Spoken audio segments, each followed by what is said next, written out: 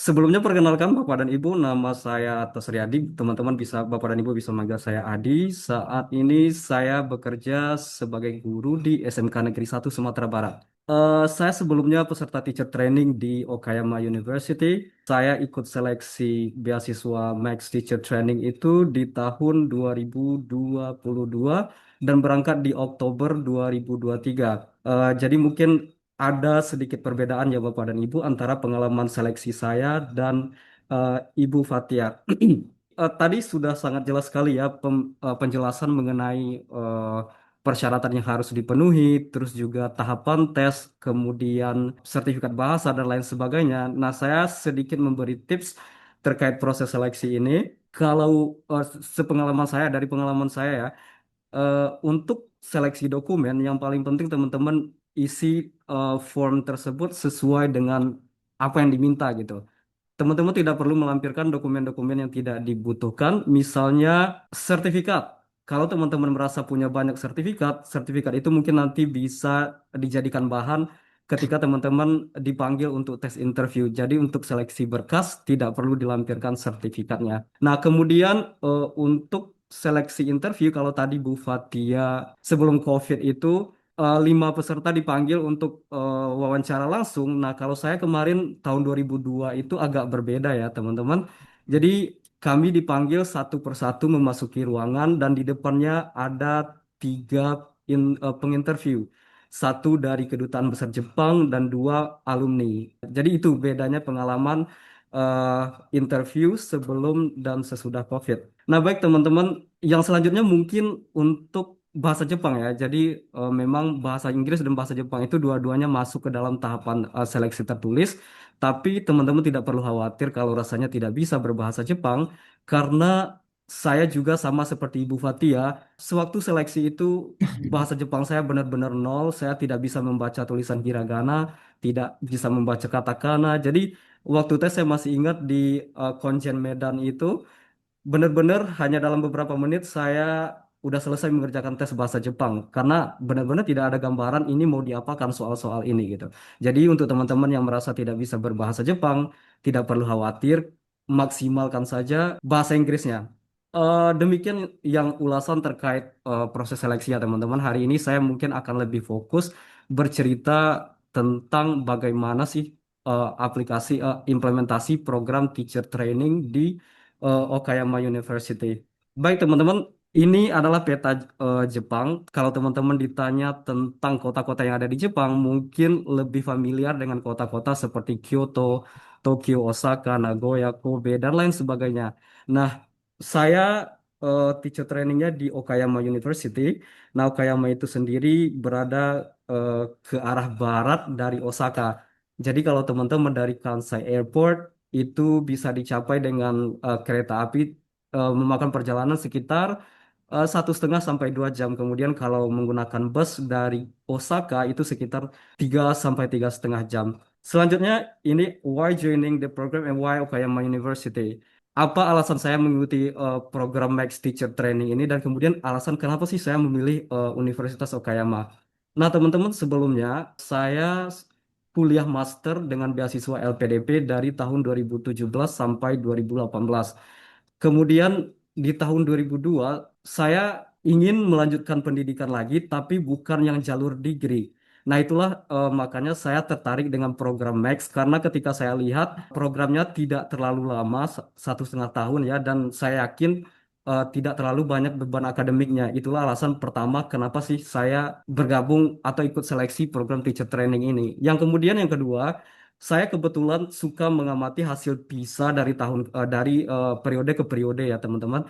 Nah, yang saya perhatikan Jepang itu selalu konsisten di 5 besar hasil PISA dari tahun ke tahun. Nah, saat itu saya merasa penasaran ini gimana ya cara belajarnya orang Jepang, gimana ya cara guru-guru di Jepang mengajar. Itulah makanya waktu saya membuat rencana penelitian, topik riset saya waktu itu adalah teacher professional development. Jadi pengembangan profesi guru. Sebenarnya tidak ada alasan spesifik, alasan akademis yang spesifik ya kenapa saya memilih Okayama University waktu itu.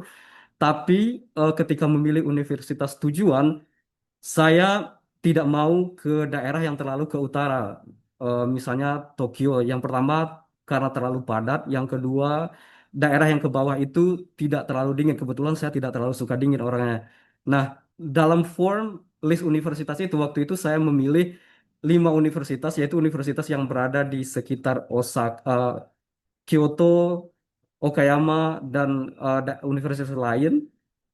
Tapi memang pertimbangan pertamanya karena saya tidak terlalu suka dengan daerah yang dingin, jadi ya saya memilih universitas-universitas yang ada di bagian bawah. Kemudian sewaktu memilih universitas yang saya lakukan adalah karena saya sadar saya tidak memiliki kemampuan bahasa Jepang, akhirnya saya memilih universitas yang menawarkan program-program dalam bahasa Inggris. Dalam hal ini saya mencari eh, list profesor yang dia itu native speaker of English gitu loh. Jadi ketika mengikuti program, saya mendapatkan manfaat yang lebih banyak dibandingkan ketika saya memilih profesor misalnya yang dari backgroundnya berbahasa Jepang gitu loh. Karena ada beberapa teman, misalnya di universitas saya tahun kemarin itu kebetulan kami ada 3 orang teacher training, satu jurusan ekonomi dari Zimbabwe, satu jurusan sains dari Filipina. Nah, teman saya yang dari Zimbabwe ini dia diwajibkan mengikuti kelas bahasa Jepang, sementara dia tidak mengerti bahasa Jepang sama sekali. Jadi kalau seperti ini, kalau menurut saya akhirnya waktunya terbuang sementara dia tidak dapat apa-apa. Jadi untuk teman-teman yang mau memilih universitas, pastikan kalau memang teman-teman tidak bisa berbahasa Jepang, alangkah bagusnya memilih profesor yang ada backgroundnya bahasa Inggris. Ini overview program teacher training secara umum ya teman-teman. Yang pertama ada kegiatan pre-departure, kemudian ada arrival, ada language preparatory, terus ada main program, ada other non-academic activities, terus kemudian ada post program. Nah, di pre-departure ini mungkin teman-teman akan mengurus berbagai macam hal, misalnya mengurus visa, mempersiapkan apa yang akan dibawa ke Jepang nanti, dan lain sebagainya. Kemudian ada arrival. Nah, kalau tadi di pengalaman Mbak Fatia ya, eh, ketika sampai di sana itu ada tutor yang menjemput. Kalau di kasus saya itu beda lagi. Mungkin karena Okayama itu jauh dari Kansai, jadi saya benar-benar harus menavigasi rute dari Kansai ke Okayama by myself gitu loh. Tapi teman-teman tidak perlu khawatir, selagi teman-teman punya Google Translate, insya Allah orang Jepang walaupun terkendala dengan bahasa, mereka sangat suka membantu. Jadi teman-teman tidak perlu khawatir ya. Kemudian sama dengan Mbak Fatia tadi, setelah teman-teman sampai di Jepang, minggu-minggu pertama itu teman-teman mungkin akan sangat sibuk karena ada banyak hal yang harus diurus. Misalnya teman-teman akan mengurus Zaryukado, kartu penduduk di sana, terus juga harus membuka tabungan dan lain sebagainya. Di samping itu, teman-teman juga akan menghadiri berbagai macam welcoming ceremonies. Hal yang pertama mungkin teman-teman akan menghadiri welcoming ceremonies dari eh, dorm. Nah, di sana nanti teman-teman akan diberitahu tentang berbagai macam aturan, misalnya tata cara pembuangan sampah, hari-hari pembuangan sampah, dan lain sebagainya. Nah, setelah itu teman-teman juga akan menghadiri welcoming ceremonies dari persiapan bahasa. Ya, seperti Mbak Fatih bilang tadi, akan ada banyak sekali seremoni-seremoni yang teman-teman hadiri di awal kedatangan. Terus juga nanti akan ada seremoni penyambutan dari Max, kemudian ada PPI juga, dan lain sebagainya. Terus yang terakhir mungkin teman-teman akan mengalami sedikit culture shock ya. Kalau saya secara pribadi tidak menemukan culture shock yang terlalu berarti, mungkin lebih ke pembuangan sampah ya, karena sampah itu benar-benar harus dipilah-pilah berdasarkan kategorinya, terus juga ada hari-hari pembuangannya. Terus culture shock yang lain mungkin lebih ke makanan. Karena Okayama itu bukan kota besar, jadi pilihan untuk makanan halalnya sangat terbatas, umumnya lebih ke makanan-makanan India. Jadi mungkin itu kalau untuk culture shock yang saya alami waktu awal-awal kedatangan. Kemudian sebelum memasuki program teacher trainingnya selama 1 tahun, teman-teman di awal program akan mengikuti Japanese Preparatory Program atau persiapan bahasa Jepang. Persiapan bahasa Jepang ini bisa dilakukan di universitas di mana teman-teman berada atau di tempat lain. Misalnya teman saya yang menjadi peserta teacher training di Nara University, nah dia melakukan persiapan bahasanya di Jaso Osaka. Jadi bisa saja teman-teman persiapan bahasanya bukan di universitas tempat teman-teman akan mengadakan program. Kemudian ya, seperti yang diberitahukan Mbak Fatia tadi ya, untuk program bahasa ini sepertinya formatnya sama. Nanti teman-teman akan belajar bahasa dari pagi sampai sore. Kemudian nanti kayak di akhir program teman-teman akan ada presentasi dan lain sebagainya.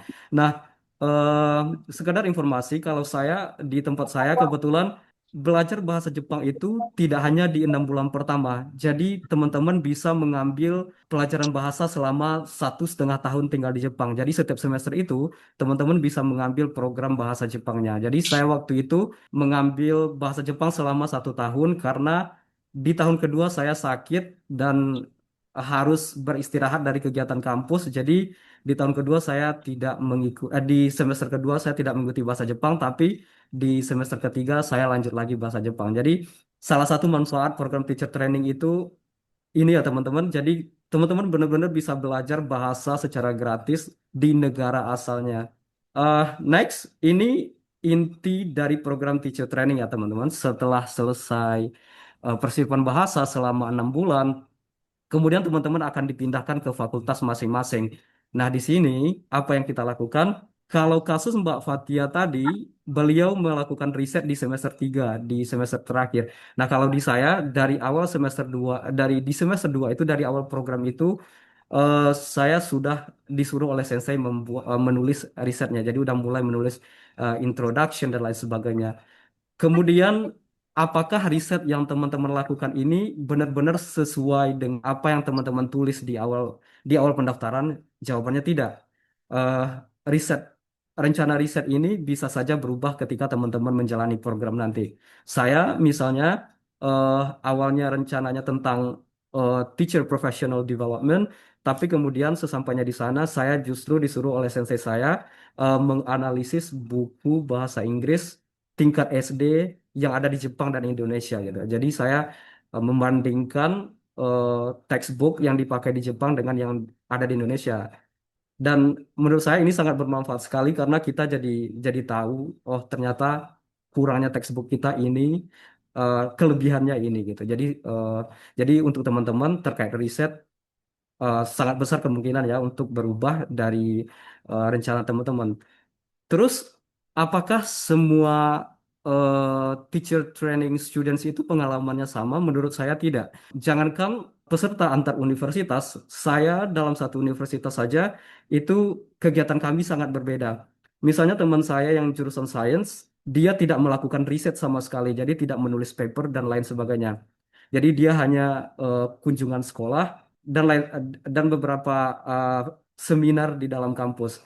Sementara teman saya yang satu lagi, dia tidak melakukan riset dan tidak ada kunjungan sekolah. Jadi waktunya benar-benar banyak dimanfaatkan untuk melakukan baito atau kerja part-time, teman-teman. Nah, selain mengeksekusi rencana riset tadi, teman-teman juga akan menghadiri beberapa kelas. Nah, misalnya ini kelas master yang diampu oleh dosen saya, oleh sensei saya. Jadi saya disuruh menghadiri kelas-kelas seperti ini sekitar 2 atau 3 kali dalam seminggu. Kemudian program lainnya adalah kita ada aktivitas school visit, kunjungan ke sekolah. Jadi selama program saya beberapa kali berkesempatan mengunjungi sekolah. Yang pertama ada sekolah SD, yang kedua ini SMA. Untuk SD ya sama dengan yang Mbak Fatia tadi, saya memperhatikan bagaimana anak-anak mendistribusikan makanan ya, makanan seperti MBG kalau di kita. Nah, tapi aplikasinya sangat jauh berbeda dengan apa yang ada di Jepang. Kemudian karena sensei saya adalah pengurus aktif di Okayama JAL, ini Asosiasi Guru Bahasa Inggris di Jepang. Jadi saya juga aktif menjadi peserta di kegiatan ini. Nah, mereka itu biasanya secara rutin mengadakan kegiatan seminar-seminar bulanan dan lain sebagainya. Kemudian menurut saya kalau nanti teman-teman senseinya aktif di sebuah organisasi, menurut saya sangat penting untuk ikut aktif di organisasi tersebut karena banyak manfaatnya. Misalnya ketika saya harus mengeksekusi riset saya dan saya butuh responden, nah saya tinggal menyebarkan link kuesioner dan lain sebagainya di grup yang dipenuhi oleh guru-guru bahasa Inggris di Jepang ini. Jadi jangan hanya terfokus dengan kegiatan yang ada di dalam kampus, usahakan juga mencari kegiatan-kegiatan lain di luar kampus. Next, ini adalah berbagai macam aktivitas yang bisa teman-teman lakukan di luar kampus. Mohon maaf, saya tidak punya banyak dokumentasi foto, tidak sempat mencarinya karena kami di Padang sedang kebanjiran teman-teman, tapi alhamdulillah mulai panas mulai dari kemarin sore. Jadi saya usahakan memperlihatkan, menampilkan beberapa kegiatan yang bisa jadi representasi dari berbagai aktivitas. Jepang itu negara yang sangat kaya dengan budaya. Jadi setiap minggu, setiap bulan, setiap minggu bahkan itu akan ada aktivitas budaya. Jadi ini benar-benar teman-teman bisa teman-teman gunakan sebagai sebuah kesempatan untuk memperkaya wawasan terkait budaya asing, dalam hal ini budaya Jepang. Kemudian yang berdaun kuning ini adalah foto dengan PPI. Terus ini foto saya waktu lagi baito, lagi part time. Nah, teman-teman, menurut saya kalau seandainya teman-teman tinggal di Jepang, sangat perlu juga untuk merasakan pengalaman bekerja di Jepang, menjadi pekerja paruh waktu gitu ya. Karena selain mendapatkan uang, teman-teman juga mendapatkan banyak pengalaman. Misalnya eh, dengan bekerja di Baito ini, kalian teman-teman bisa melihat, mempraktikkan bahasa Jepang, terus juga teman-teman bisa melihat kayak eh, sisi lain dari Jepang seperti itu. Misalnya kalau yang kita biasanya kenal, oh, orang Jepang selalu ramah, selalu sopan. Nah, kalau kalian baito, itu kalian akan melihat sisi lain dari Jepang dan ternyata ada juga orang Jepang yang suka teriak-teriak kayak gitu. Nah, sementara yang bagian atas ini saya jadi volunteer di salah satu kegiatan English Club di universitas yang ada di Jepang. Nah, enaknya menjadi volunteer di kegiatan di Jepang, teman-teman itu dibayar gitu loh. Misalnya di kegiatan ini untuk per jamnya kami dibayar sekitar hampir 9.000 yen atau 900.000 kalau di duit kita. Dengan mengikuti berbagai kegiatan ini kayak memperkaya hasanah berpikir, cakrawala berpikir teman-teman terkait eh, pendidikan Jepang secara umum. Next, oke, karena waktu saya hanya 20 menit ya, jadi singkat saja. Nah, Teacher Training Max itu merupakan pengalaman yang unik. Kenapa dikatakan unik? Karena kegiatannya tidak hanya berfokus pada kegiatan akademis, jadi dia multisektor kayak gitu. Jadi teman-teman bisa merasakan kekayaan budaya, teman-teman bisa merasakan bagaimana sih kuliah uh, mahasiswa master di Jepang, bagaimana sih melakukan riset gitu. Jadi jika ada kesempatan, silakan mendaftar program Max tahun ini.